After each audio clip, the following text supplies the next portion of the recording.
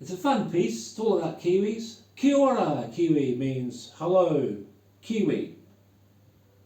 It's what Maoris or New Zealanders say to each other in the morning. Kia ora. Now, where do I start? I'll start from the top. Hey? Kiwi fruit. That's right. Now, kiwi fruits were introduced into New Zealand from China. They were Chinese gooseberries originally. I thought they were from Japan. But they're from China. And they grew so well, in fact, because of our rich, fertile soil from our volcanic grounds here. It wasn't until the 80s they started exporting them. And everyone started to call them kiwi fruits because they look like kiwis, because they're brown and furry like a kiwi. And here in Turkey they're called kiwi. I think, yeah, it's a V instead of a W. But it's funny seeing them here, but they taste different. They don't taste the same. I don't know if they use chemicals or whatever, but funny, taste. Especially some of the stuff that you've tasted when you're a child. Things today don't seem to taste the same anymore because they put chemicals in the food, or maybe taste buds have changed, but I don't think so. Kiwis. Now Kiwis, that's what we call ourselves. Now I've done a video about this. There was an illustrator back in the early 1900s, and during World War I, he drew a kiwi bird to represent a soldier. And since then, Kiwis, or people refer us as Kiwis, because he was trying to represent New Zealand as a nation, and as well as he drew a Kiwi as a rugby player playing against the Lions. So we call ourselves Kiwis. That's what we refer ourselves as a Kiwi. So I got rid of all the humans from this painting and put Kiwis in there, because this is what the land would look like if there was no humans on New Zealand. New Zealand had no mammals on the island whatsoever. No mammals, no snakes, no dogs, no cats, rats, mice, you name it, cows, sheep, no mammals. In fact, the kiwi was becoming a mammal because in its legs is bone marrow. They can run up to 40 kilometres in the bush, and they can defend themselves pretty well against cats, which were introduced, but not when they were young, so they had to be protected. But once they're older, they can protect themselves. They can kick the cat. They're very powerful legs. But no way they can fight against a dog. That's right. So it's sad that they've done this to such a beautiful country. New Zealand's got thousands of native birds in New Zealand, and 46 of them have gone extinct because of humans. But 46 domestic birds from other countries were introduced into New Zealand for sentimental reasons, like swans and geese and pigeons and stuff like that, and chickens. Now the Kiwis. So yeah, so this is pretending that there was no more humans, and we're referring ourselves as Kiwis. So this is what this painting is really all about. So environmental sort of picture, if you can see it in that way. 9 to 5, as you can see, 9 to 5, that's the hours we used to work. And obviously no longer like that anymore. People start early or late at night, or night shifts, whatever, 40 hours, 80 hours. If you're self-employed, you'll be working 80 hours or maybe 60 or 70 hours a week. So Kiwis are very hard workers, and most of them own farms. And here's a farmer here, and here's some school children here going to school, and he's wearing a leather satchel or leather bag. That's what we used to have in the early 80s and 70s. I still remember seeing them on the hooks in the locker rooms, smelling of fermented fruits or mouldy sandwiches. You open it up and oh, gee. So yeah, so these would be in the school. Everyone would have one, and there were bigger ones and small ones, and they were pretty cool, especially the Roman sandals as well. So yeah, the leather school bag, and be a tidy Kiwi, that was introduced into New Zealand as a promotional sort of try and encourage Kiwis to keep their country clean.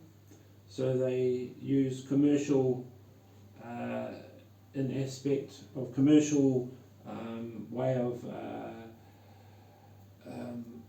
keeping people aware of their environment and their surroundings, trying to keep their suburbs clean. So we are obviously very clean, well most of us are.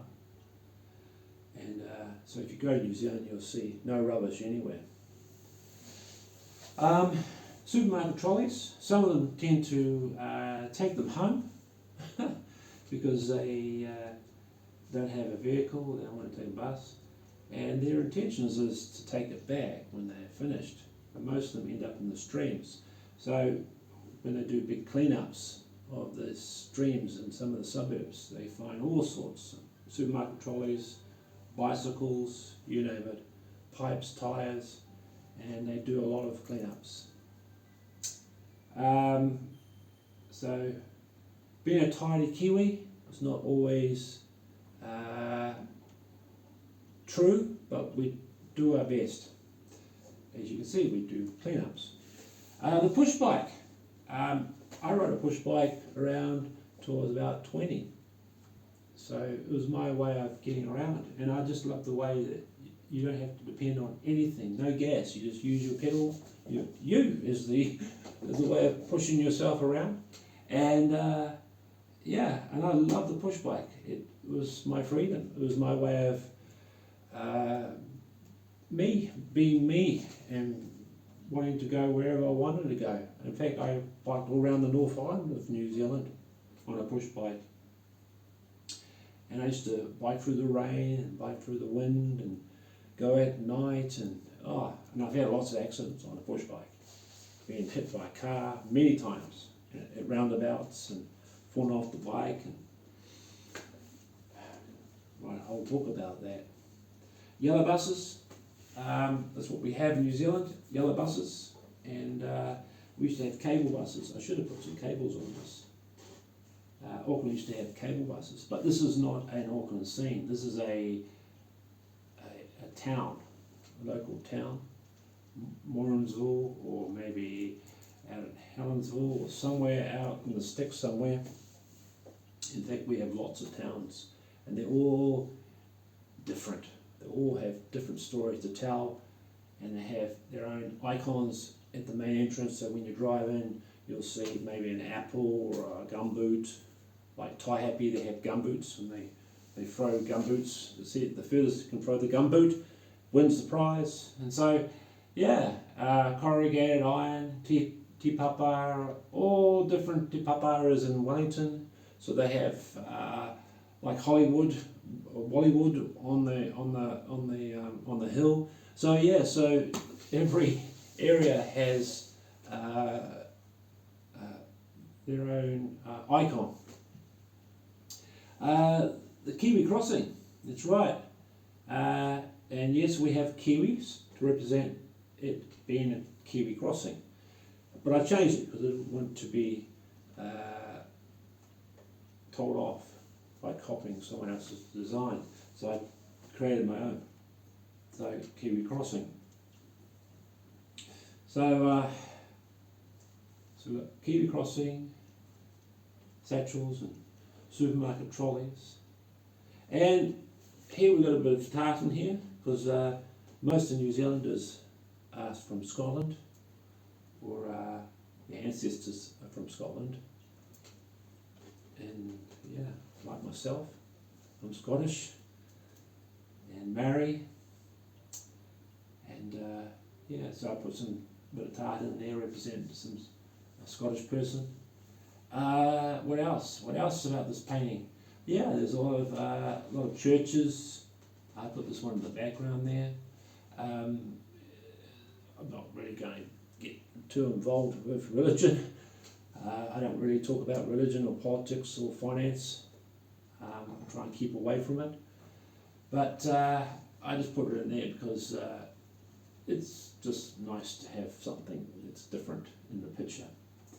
The townhouses and buildings were mostly constructed out of native timbers and brick, and they're mostly Art Deco design or Victorian design or Nouveau design.